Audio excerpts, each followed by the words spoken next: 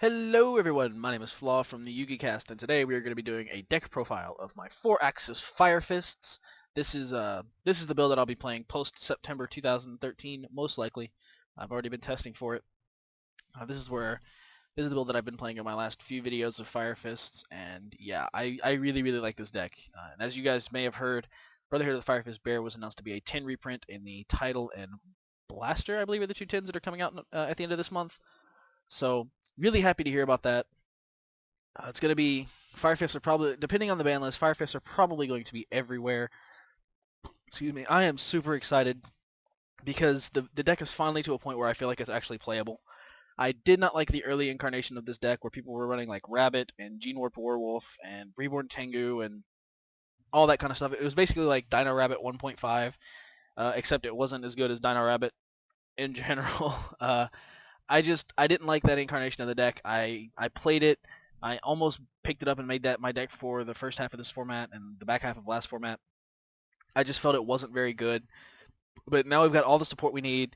Wolfbert comes out in Judgment of the Light, and yeah, I'm pretty stoked for it. So here's the build. It's pretty standard stuff. 3 bear, only 2 dragon. I don't like 3 dragon. I feel like he clogs the hand too much. His effects are really good, but I still feel that overall they're kind of subpar. Very rarely do I search him out. I think he's usually go towards other things. So there's that. 2 gorilla, 1 boar. Boar is your tuner for the deck. It gets you your Crimson Blade, your Stardust, and your Scrap Dragon. Um, the 3 Wolfberk, the 3 Effect Veiler, the 3 Tinky, 1 Tensu, 2 Gyoku. I use this over MST. This card is just so good. Um, it, it's better than MST in a lot of ways because it's recyclable. It locks down the back row so that they can't, like, if you get rid of something, they can't set something else in that place. It just takes up their space. Really powerful card. 1 Book of Moon. I really wish this card would go to 2. It's just the perfect stun card for right now. 1 Heavy Storm.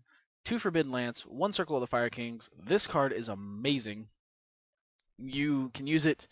It actually has a lot of functions in this deck. You can use it as a super aggressive tool to push in more damage. Like, let's say you have a dragon in the grave. You can go bear, attack, search, still in battle phase. This guy get out dragon, and then during your main phase 2, you can flip whatever you search with bear for dragon to pull a Tensin from the deck. Like, it creates a lot of pluses. People are playing battle traps again, or at least I'm expecting people to start playing battle traps again very soon with the new format and the hopeful slowing down of dragons and prophecy. So this gets you around cards like Mirror Force and Dimensional Prison, things like that. It gets you around Bottomless Trap Hole because you don't have any Banished Zone Recursion, like no Toriad and Leviair, any of that kind of stuff. So it's a really aggressive card. I play it over the 3rd lands because it's got so many utilities. I highly advise that people try it. 1 Monster Reborn, 2 Bottomless Trap Holes, 1 Torrential Tribute. Anybody who's ever heard me talk about this card, they know it's my favorite trap card in Yu-Gi-Oh! I play it in almost every deck I built. I had to cut it to 1, however. You may notice I run a really low monster count. Only 11. It's technically 14, but I kind of count Veiler as more of a trap card. It's a hand trap. You know, it's in the name. So only 11 monsters. Wolfberg recurs things, and Tinky counts as 3 more monster spots at the moment. So it's almost like running 14, but that's still a pretty low monster count. I can't afford to be wiping my board once I've started building up monster presence. I need to have other ways to protect myself.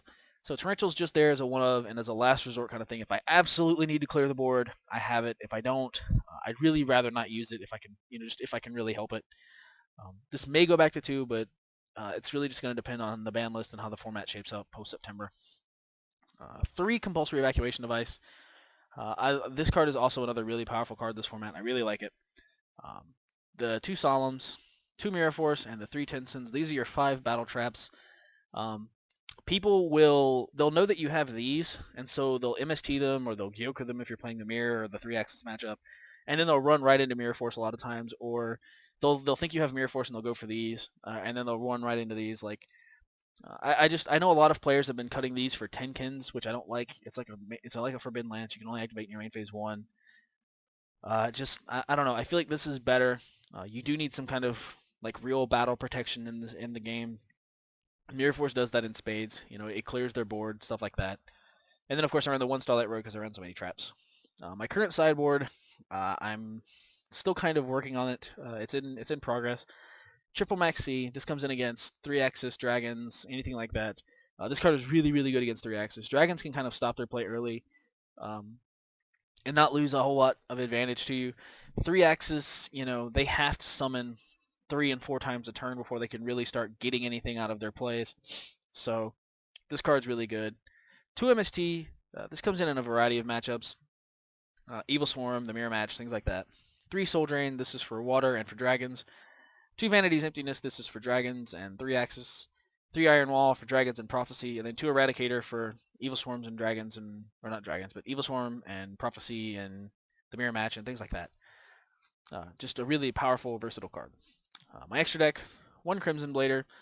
You're gonna make all 3 of these off of Boar plus Wolfbark because and even Scrap Dragon because Wolfbark negates Boar's effects when he summons it from the grave, so he can be used for anything.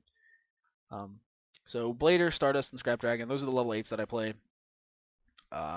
2 Tiger Kings, 3 Cardinal. This card is ridiculous. It's a slightly less good Madolche Queen Tiramisu. So of course I'm gonna run it in 3s.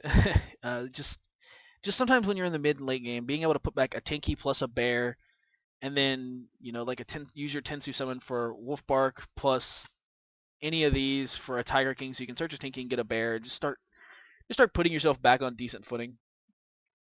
It's just anything that lets you recycle resources I'm a fan of. The 1 Crazy Box, he's my EEV target. 1 Shockmaster, 1 Abyss Dweller, 1 Gaga Cowboy, 1 number 50 Black Ship of Corn. He's free. Look at that. $0. Nice. Anyway, this card's an out to things like Zen Mains and that new number 49 Fortune Tune, stuff like that. 1 Maestroke and 1 Gem Knight Pearl, just kind of staple generic 4s, stuff like that. So that's the deck. Some cards that you might want to consider. This card actually, let's see if I can find it. Prideful Roar. This card was originally in my sideboard. I'd kind of like to find space to put it back in again. This card is amazing in the mirror match. You can chain it to stuff like Tensen in the damage step. Just a really, really powerful card. If you don't know what it does, during damage calculation, if your opponent monster battles an opponent's monster with higher attack, pay the life points equal to the difference in attack, and then you gain that much attack plus 300 of the damage step. It's really good in the Evil Swarm matchup. It's really good in the mirror matchup if they get more fire formations out than you. There's one other card that does something very similar, but I can't remember what it's called. Memory of an Adversary. If you haven't seen that, see if I can find that really quickly. This card right here, Memory of an Adversary.